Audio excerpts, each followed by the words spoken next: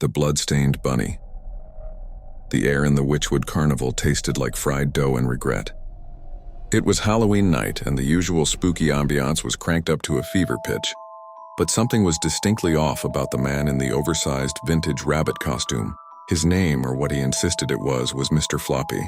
The costume itself was unnerving. Unlike the bright, cartoonish bunnies of modern children's shows, this one was a dingy, off-white, matted nightmare.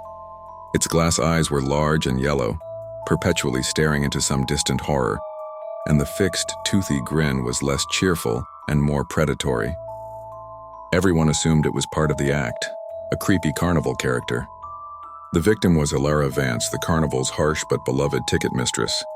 Her booth was a small, gaudy shack near the Ferris wheel. Around 11:30 p.m., the carnival lights began to flicker and die, a scheduled spook effect. In the ensuing 3 minutes of near-total darkness, a single high-pitched scream sliced through the ambient noise. When the emergency lights sputtered back on, they illuminated a scene of stark, chilling terror.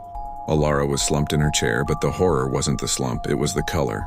A deep arterial red had soaked the front of her white blouse and pooled stickily on the counter.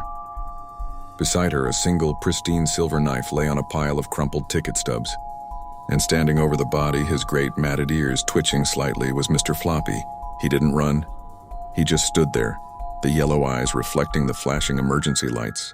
A few terrified screams erupted from the crowd, but before anyone could act, the rabbit turned its head, slowly, deliberately, and fixed its gaze on the nearest witness, a teenage boy frozen with a half-eaten corn dog.